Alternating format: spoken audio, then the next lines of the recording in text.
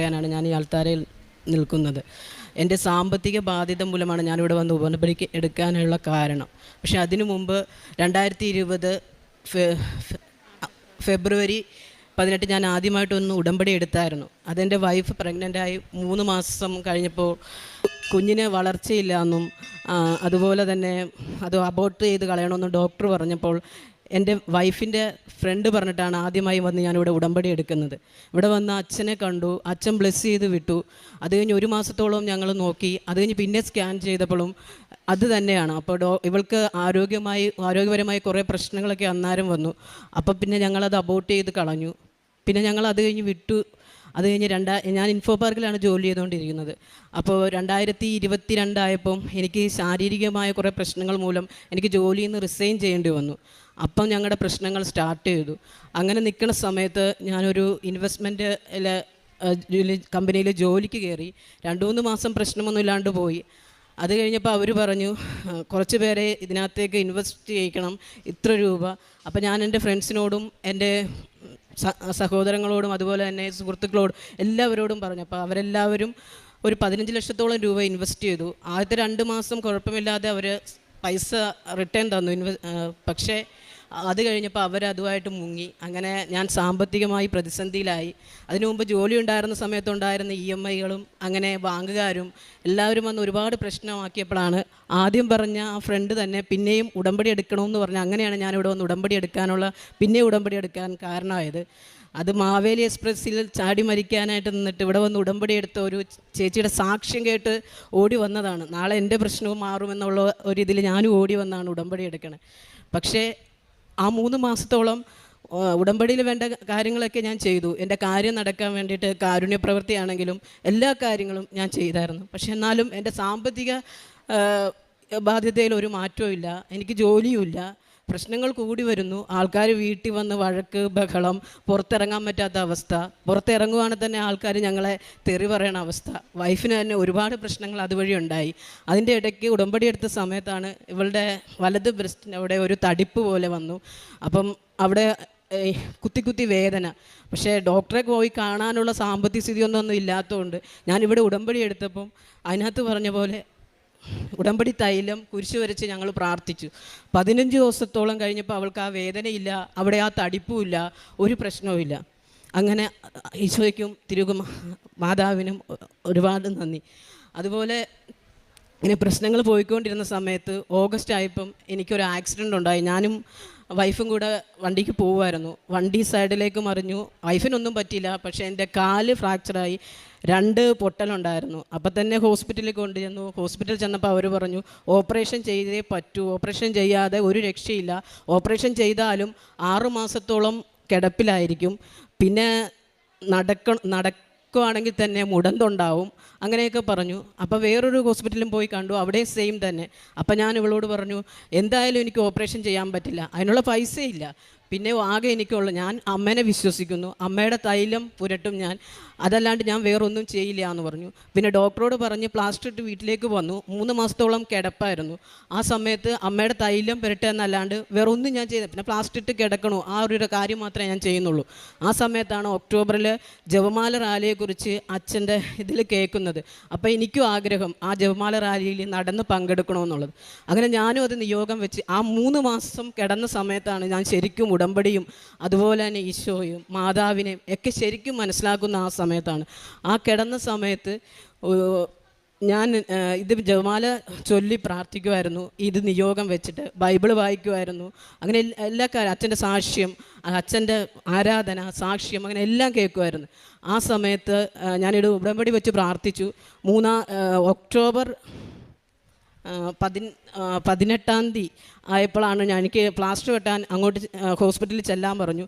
ചെന്നപ്പോൾ ഡോക്ടർ പറഞ്ഞ് നടക്കരുത്, നടന്നിട്ടുണ്ടെങ്കിൽ ശരിയാവത്തില്ല, എന്നാലും 2 ആഴ്ച കഴിഞ്ഞിട്ട് ചെറുതായിട്ടൊന്ന് നടന്നു നോക്കണം വോക്കർ വെച്ച്, എന്നാലേ പറ്റുള്ളൂ. പക്ഷേ ജപമാല റാലി 26-ാം തീയതി. അപ്പോൾ ഞാനൊന്നും വിചാരിച്ചില്ല, വൈഫിനോട് പറഞ്ഞു നമുക്ക് പോവാം, ഒരു വോക്കർ എൻ്റെ കയ്യിലുണ്ട്. ഞങ്ങൾ ഓട്ടോറിക്ഷയ്ക്ക് ഇവിടെ വന്ന് ഞാനൊരു 12 കിലോമീറ്റർ, അന്ന് ഉണ്ടായിരുന്ന മിക്കവരും എന്നെ കണ്ടിട്ടുണ്ട്, കയ്യിലൊരു വോക്കറും കുത്തി 12 കിലോമീറ്ററോളം ഞാൻ നടന്നു. അത് കഴിഞ്ഞ് ഒരു 2 കിലോമീറ്റർ ആയപ്പം സമയം പോകുമെന്ന് വിചാരിച്ച് ഞാൻ ഓട്ടോറിക്ഷ കയറി. അന്നേരം അവർ പറഞ്ഞു 2 കിലോമീറ്റർ കഴിഞ്ഞാൽ പിന്നെ വണ്ടി പോകത്തില്ല, അത് കഴിഞ്ഞ് ഒരു 1 കിലോമീറ്ററും കൂടെ ഉണ്ട് പള്ളിയിലേക്ക് ചെല്ലാൻ, അപ്പോൾ ഇവിടെ ഇരിക്കുക, അവർ വന്നിട്ട് ഒന്നിച്ച് പോയാൽ മതി എന്ന് പറഞ്ഞു. പിന്നെ അവിടുന്ന് ഞങ്ങൾ നടന്ന് ലാസ്റ്റ് കുർബാന അവസാനിക്കുന്നതിന് മുമ്പായിട്ട് ഞങ്ങൾ അവിടെ ചെന്നു. ആ കുർബാനയിലും പങ്കെടുത്തു. തിരിച്ച് ഞങ്ങൾ വീട്ടിലേക്ക് പോന്നു. അതിന് കഴിഞ്ഞിട്ട് അത് ശനിയാഴ്ച.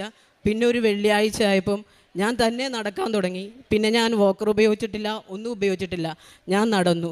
പിന്നെ ഈ ഒക്ടോബർ 26 ജബൽവാല റാലിയിൽ ഞാൻ പങ്കെടുക്കുകയും ചെയ്ത് അതിന് വോളണ്ടിയറായിട്ട് വർക്ക് ചെയ്യുകയും ചെയ്ത്. അതുപോലെ എൻ്റെ സാമ്പത്തിക ബാധ്യതയാണെങ്കിൽ എൻ്റെ പേഴ്സണൽ കടങ്ങളെല്ലാം അമ്മ ഏകദേശം എനിക്ക് തീർത്തു വന്നു. പക്ഷേ ഈ ഇൻവെസ്റ്റ്മെൻറ്റിൽ ചെയ്ത ആൾക്കാർക്ക് കൊടുക്കാനുള്ള പൈസയുടെ ഒരു 50% കൊടുത്തുള്ളൂ. അതും എൻ്റെ അമ്മ പൂർണ്ണമായി തീർത്തുമെന്ന് ഞാൻ ഇപ്പോഴും വിശ്വസിക്കുന്നു. പിന്നെ എനിക്കിപ്പം 6 മാസമായി ഞാനൊരു ജോലിയിൽ പ്രവേശിച്ചു. അതും എൻ്റെ അമ്മ തന്നെ, എനിക്ക് ഒരിക്കലും കിട്ടുമെന്ന് പ്രതീക്ഷിച്ചൊരു ജോലിയല്ല. പക്ഷേ അവിടെയും അമ്മ എന്നെ സഹായിച്ചു. എനിക്ക് ജോലിയായി. ഞാനിപ്പോൾ ജോലിയിലാണ്. ഇപ്പോഴും പ്രശ്നങ്ങൾ നടക്കുന്നുണ്ട്, എന്നാലും അവിടുന്ന് എല്ലാം അമ്മ ഞങ്ങളെ പല രീതിയിൽ സഹായിച്ച്, ഒരുപാട് പേരുടെ സഹായം. എൻ്റെ കൂട്ടുകാർ, ഇപ്പം ഒരു കൂട്ടുകാർ ഇതിൽ ഇൻവെസ്റ്റ് ചെയ്ത ലക്കയിൽ എമൗണ്ട് ഇട്ട് ഇൻവെസ്റ്റ് ചെയ്ത ആ കുട്ടി ഇപ്പോഴും കൂടെ നിന്ന് 1000-ഉം 500-ഉം ഒക്കെ ആയിട്ട് ഞങ്ങൾക്ക് ഇല്ലായിരുന്ന സമയത്ത് സഹായിച്ചിട്ടുണ്ട്.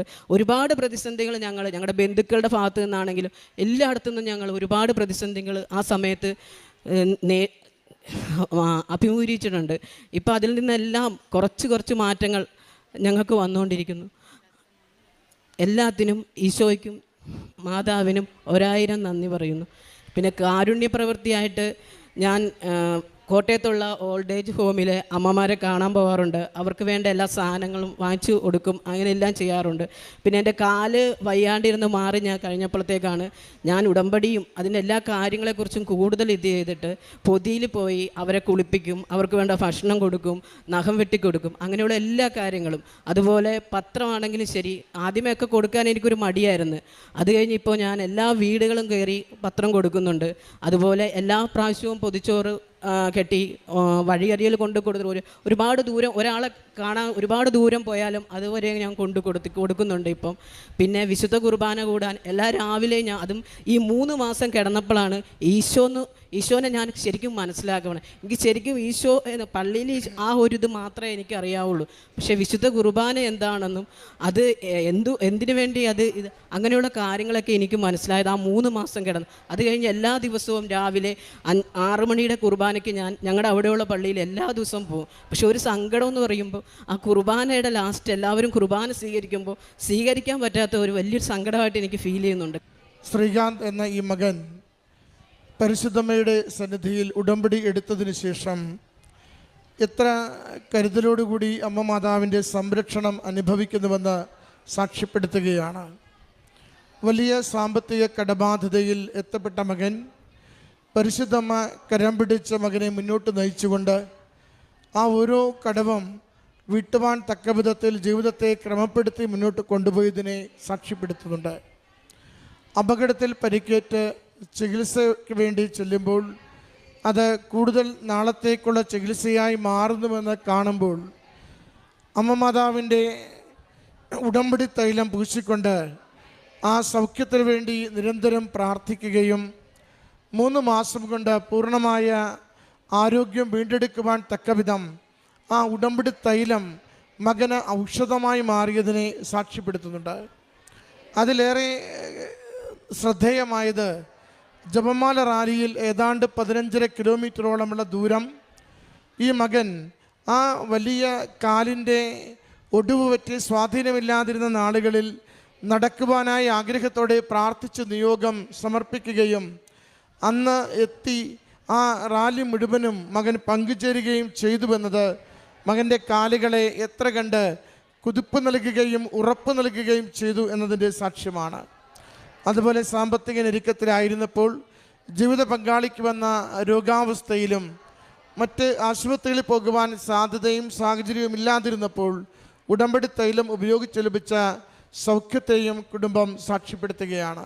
പ്രിയമുള്ളവരെ, പരിശുദ്ധ കൃപാസനം മാതാവിൻ്റെ സന്നിധിയിൽ ആരാണോ മനസ്സ് മുഴുവൻ കൊടുത്ത് പ്രാർത്ഥിക്കുന്നത്, ആരാണോ മറ്റെല്ലാ ആശ്രയവും തകർന്നു കഴിയുമ്പോൾ അമ്മ മാത്രമേ കൂടെയുള്ളൂ എന്ന് പറഞ്ഞ ആഗ്രഹത്തോടുകൂടി കണ്ണീരണനെ അപേക്ഷിക്കുന്നത്, ആ ജീവിതത്തിലൊക്കെയും അമ്മയുടെ വലിയ സാമീപ്യവും അമ്മയുടെ വലിയ സംരക്ഷണവും, അമ്മ എത്ര വലിയ അപകടത്തിൻ്റെ കുഴിയിൽ നിന്നാണെങ്കിലും കരം പിടിച്ചുയർത്തി ശിരസുയർത്തി നിൽക്കുവാൻ സഹായിക്കുന്ന കൃപയും കൊടുക്കുന്നത് കാണുവാനാകും.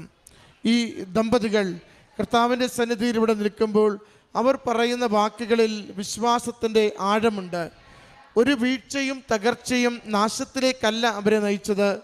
അവർക്കുണ്ടായ സാമ്പത്തികമായ ഞെരുക്കങ്ങളും കടബാധ്യതകളും അപകടത്തിലൂടെ ഉണ്ടായ വീഴ്ചയും കൂടുതൽ ദൈവവിശ്വാസത്തിലേക്ക്, കൂടുതൽ അമ്മ മാതാവിനെയും ഈശോയെയും അറിയുവാനുള്ള സാഹചര്യത്തിലേക്ക്, കൂടുതൽ പ്രത്യാശയോടുകൂടി പ്രാർത്ഥിക്കുവാനുള്ള ഉൾക്കരുത്തിലേക്ക് ഇവരെ നയിച്ചുവെന്നാണ് വാക്കുകളിലൂടെ അവർ പറഞ്ഞു വയ്ക്കുന്നത്. നമ്മുടെ ജീവിതങ്ങളെ അതേതൊരവസ്ഥയിലായിക്കൊള്ളട്ടെ, എത്ര തകർച്ചയിലൂടെ കടന്നു പോകുന്നതാവട്ടെ, എത്ര രോഗപീഠകളിലൂടെ വേദനിക്കുന്നതാവട്ടെ, അമ്മ മാതാവിൻ്റെ കരങ്ങളിലേക്ക് കൊടുത്തുകൊണ്ട് സൗഖ്യപ്പെടുത്തുന്ന തിരുക്കുമാരൻ്റെ സന്നിധിയിലേക്ക് നമ്മുടെ ജീവിതങ്ങളെ ചേർത്ത് പിടിക്കണമേ എന്ന് നമുക്ക് പറഞ്ഞ് പ്രാർത്ഥിക്കുവാനായി ഈ സാക്ഷ്യം നമുക്ക് ഉപകരിക്കട്ടെ. അമ്മ മാതാവിനും തിരുക്കുമാരനും നന്ദി പറഞ്ഞുകൊണ്ട് കരഘോഷത്തോടു കൂടി ഈ സാക്ഷ്യം നമുക്ക് സമർപ്പിക്കാം. അത്യപൂർവ ദൈവാനുഭവങ്ങൾ ഇനി